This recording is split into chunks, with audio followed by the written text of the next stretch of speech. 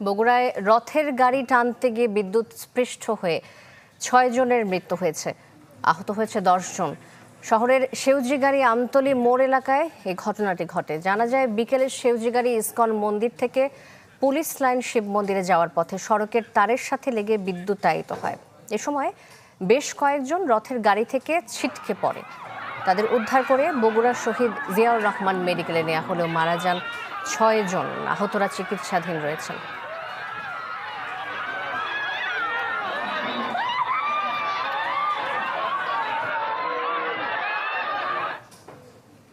বগুড়ায় রথযাত্রায় বিদ্যুতায়িত হয়ে নিহত হয়েছেন ৬ জন, বেশ কয়েকজন আহত হয়েছেন। আরো খবর জানবো আমরা। ফরহাদ, একটু জানাবেন যে আমরা ফুটেজে দেখছিলাম যে কয়জন আছেন, বেশ কয়েকজন আহত হয়ে পড়ে রয়েছেন, বিদ্যুতায়িত হয়ে ৬ জন এখন পর্যন্ত মারা গেছেন, নিশ্চিত করবেন প্রথম কথা। দ্বিতীয় কথা হচ্ছে, যারা এখন পর্যন্ত আহত হয়েছেন তাদেরকে মেডিকেলে নেওয়া হচ্ছে, তাদের কি অবস্থা, আর যারা ছিলেন প্রত্যক্ষদর্শী তাদের বক্তব্য কি?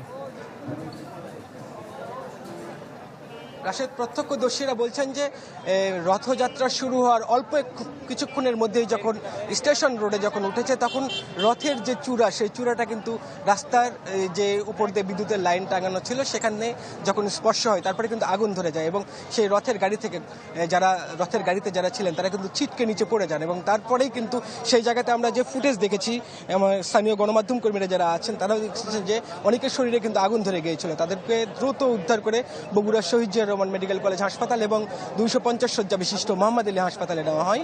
বগুড়া শহীদ জিয়াউর রহমান মেডিকেল কলেজ হাসপাতালে এখন পর্যন্ত ৫ জনের মৃত্যুর খবর নিশ্চিত করেছেন জেলা প্রশাসক। একই সাথে মোহাম্মদ আলী হাসপাতালে আরও একজনের মৃত্যু হয়েছে, এর মধ্যে কিন্তু ৩ জন মহিলা আছে।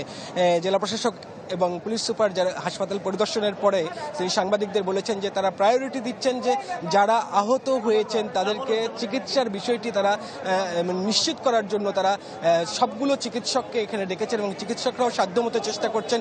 আইসিইউতে নেওয়া হয়েছে তাদেরকে এবং আইসিইউতে নিবিড় পর্যবেক্ষণে রেখে তাদেরকে চিকিৎসা করা হচ্ছে। এবং তবে চিকিৎসকরা যেটা বলছেন যে আরও কয়েকজন আহত আছে, কমপক্ষে ১৫ জন, তাদের মধ্যেও কিন্তু বেশ কয়েকজনের অবস্থা এখন পর্যন্ত আশঙ্কাজনক বলছেন চিকিৎসকরা আমাদেরকে।